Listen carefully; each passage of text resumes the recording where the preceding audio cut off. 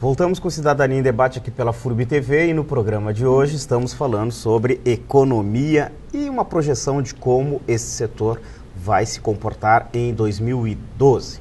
Para tratar deste assunto, o convidado é o professor do mestrado em Desenvolvimento Regional da FURB, Ivo Marcos Tais. No bloco anterior, a gente estava falando aqui, né, dos produtos, a competitividade, né, interna e externamente, e a questão do trabalho. Professor Ivo, como fica a gente pegando esse tabuleiro aí, né, colocando essas peças todas, como que a gente olha a questão do trabalho aí? Então, o trabalho ele está submetido às condições do mercado econômico de um modo geral. Se as empresas produzem e vendem, o emprego aumenta, né? Numa economia capitalista, isso significa que o emprego está associado à própria dinâmica da atividade empresarial. Evidentemente, é possível poupar trabalho se você for investindo em tecnologias poupadoras de mão de obra. Isso tende a acontecer sempre que a mão de obra, por exemplo, tiver custos crescentes. O que acontece nesse quadro que a gente desenhou antes? A gente percebeu que a competitividade da empresa brasileira, em geral, diminuiu, mas não diminuiu por diminuir. A produtividade cresce, mas isso é um pouco o custo da inserção dentro de uma economia globalizada cada vez mais competitiva. E nós estamos também confrontados, aí no caso específico, do custo da mão de obra com gente como China, ou com países ou economias como China. O que significa isso? Que muitas das nossas empresas, inclusive, preferem mandar produzir os bens que fabricam lá na China, e aí trazem para cá e vendem aqui como se fossem de empresas brasileiras. Mas o trabalho é chinês, o trabalho é da Índia, o trabalho é da Indonésia. O preço de uma mão de obra... Porque o custo da mão de obra nesses países é alguma coisa aviltante, né? E isso só não se alastra pelo mundo afora porque nos países mais desenvolvidos os sindicatos, que são muito fortes, impedem que haja uma queda na taxa de salários. Mas em países como o Brasil, nós temos hoje um salário mínimo da ordem de 540 e tantos reais, alguma coisa realmente aviltante, ou seja, apesar dos ganhos reais desde o início da década passada, mas nós teríamos que ter, de acordo com o Diese, um salário mínimo da ordem de R$ 2.100, R$ 2.200. Está longe, né? Está longe. Ora, este quadro ele é bastante complexo do ponto de vista da empregabilidade, porque se as nossas empresas não são competitivas, elas não são competitivas apenas porque o custo da mão de obra é elevado, não é. É que outros produtos de outros países, inclusive países que não são asiáticos, né, conseguem colocar nos mercados globalizados aí produtos que são mais competitivos que os brasileiros. Aliás, é uma coisa que a gente pode fazer uma comparação muito simples. Não vamos gastar o tempo que nós temos precioso deste programa com isso, mas um exercício muito fácil de fazer nós temos hoje salários muito baixos e mesmo assim a nossa indústria não é tão competitiva. O que é competitivo no caso brasileiro? Produtos como esses que a gente mencionou um pouco de passagem antes, como minerais, não é? Produtos da agricultura, da pecuária ou semi-manufaturados, como derivados de carne, que a gente produz aqui em Santa Catarina. Que vai para o exterior, né? Que vai para o exterior. Então, isto contribui, inclusive, para garantir um pouco as divisas com que contamos para fechar melhor a balança comercial brasileira. Mas um pouco esse é o quadro, né? E a gente olhando aqui para Santa Catarina, hein? Nós vamos pegar a indústria de Santa Catarina, nesse processo, né, de competição e tal. O que a gente pode, que cenário a gente pode desenhar aqui, olhando para a nossa região?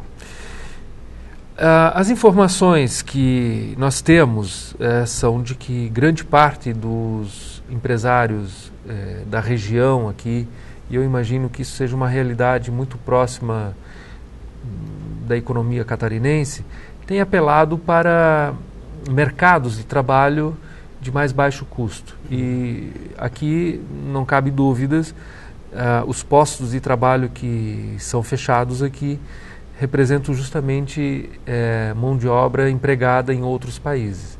Isso não quer dizer que todas as empresas de Santa Catarina estão mandando produzir os seus bens em outros países, e sobretudo na Ásia ou na China, enfim.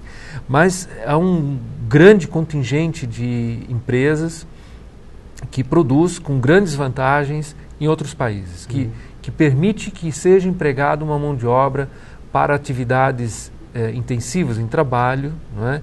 Em outros países, porque o custo da mão de obra é mais baixo. Que setores a gente podia olhar e dava para... Sim, o complexo têxtil é o mais conhecido. Né? O complexo têxtil é o que nos coloca assim, dados mais à mostra. Mas não quer dizer também que não tenham sido gerados postos de trabalho nesse setor, nesse subsetor, nesse gênero da indústria catarinense. Né? Tem sido gerados empregos, não há dúvidas, postos de trabalho inclusive mais informais.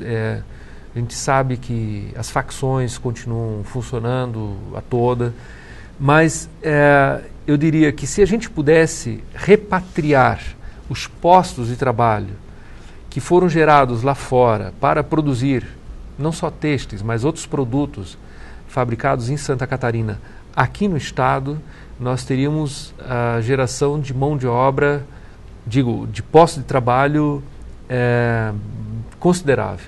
Teríamos muitas mais cópias das carteiras de trabalho assinadas do que nós temos hoje e que nós tivemos nos últimos anos. Professor, quando você falou no bloco anterior que as indústrias tendem, elas perder a força, a pergunta vale mais a pena apostar nas pequenas e médias empresas e ter um resultado mais sólido, ou ainda vale continuar apostando nas grandes indústrias? Então, essa é uma pergunta que ela tem um fundo de política pública, porque, na verdade, existem recursos à disposição para estimular a criação de empregos em todos os níveis de governo. Né? Por exemplo, em nível federal, você tem o BNDES, que está disponibilizando bilhões de reais para grandes empresas aumentarem os seus investimentos. Enfim, é uma coisa realmente impressionante. Em nível de governo estadual, também tem alguma coisa. Os municípios têm as suas políticas locais, que são normalmente organizadas a partir de secretarias específicas, e no caso aqui de Blumenau, existe inclusive uma Comissão Municipal de Desenvolvimento Econômico e Social, se não me engano, que acompanha a liberação de recursos como cessão de terrenos e outros incentivos do tipo concessão de apoio via isenção de impostos, etc. Essas políticas que apostam nas grandes empresas são políticas que, por sua vez, se reportam à preocupação que o prefeito, o governador, a presidenta tem com o impacto que o recurso público teria em termos de geração de empregos, portanto, de bem-estar social, porque gera salário, gera imposto, gera etc. Minha aposta pessoal seria claramente hoje nos aproximadamente 120 milhões de brasileiros que poderiam ser trazidos para o mercado formal se a gente pegasse parte desses recursos que vão para as grandes empresas. A minha aposta pessoal, se a gente pegasse parte desses recursos, digamos 50% do que vai para as grandes e médias empresas, a gente alocasse isso, por exemplo, para os empreendimentos de economia solidária e outras formas de gestão da atividade produtiva. Porque a gente geraria mais ocupação, a gente geraria mais produção, a gente faria uma opção clara de melhoria das condições de vida da população que realmente precisa. A Aposta na empresa significa, você é empresário, eu te empresto dinheiro a um baixo custo, você devolve, inclusive depois de um certo prazo de carência, e você vai gerar 1.000 empregos. Muito bem, você ganhou um dinheiro, você recebeu recursos, gera 1.000 empregos. Mas daqui a um ano, a conjuntura para a sua empresa não está bem, você vai demitir 500, depois mais 1.000, depois 2.000. E pode trocar de lugar, inclusive, né? Pode ir para outro país. Poderia ir para outro país. Ok, você gerou no primeiro momento 1.000 empregos, mas que efeito isso teve de fato na economia? Não sei. Então a gente talvez tivesse um posto de trabalho mais barato gerado através de investimentos em empreendimentos solidários do que, por exemplo, nas empresas de grande porte, como normalmente se faz via BNDES, via esses apoios e recursos que são oferecidos tanto pelos governos em nível federal e estadual quanto em nível local. Professor, estamos chegando ao final do nosso Cidadania. Só para finalizar, 2012, sejamos mais otimistas, sejamos mais equilibrados ou sejamos pessimistas?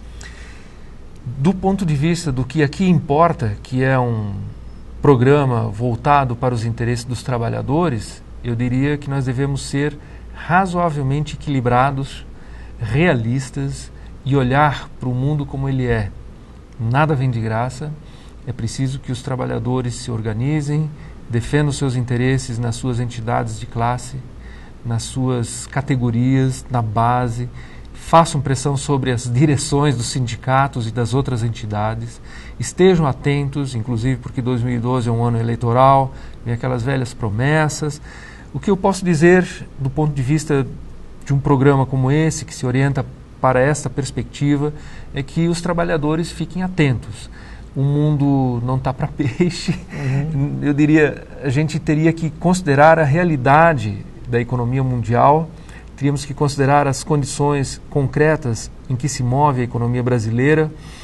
A estabilidade parece um traço previsível para o ano 2012, mas essa estabilidade é boa para o mercado financeiro, é boa para as grandes empresas.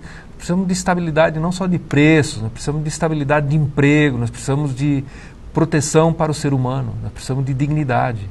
Então, desse ponto de vista, os trabalhadores vão precisar continuar lutando em defesa dos seus interesses, eu diria, em defesa da mãe terra, né, do meio ambiente, da qualidade de vida dos seus familiares, e isso exige atenção constante.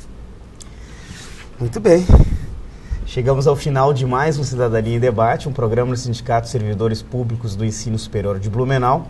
Quero agradecer a presença do professor Ivo Marcos Tais, do mestrado de Desenvolvimento Regional aqui da FURB. Ele fez uma projeção de como a economia brasileira vai se comportar em 2012.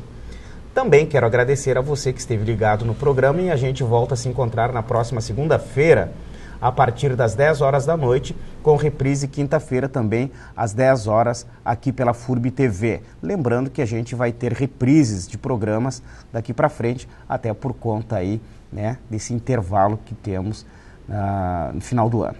Tá? Tenha uma boa noite e uma boa semana e um bom 2012.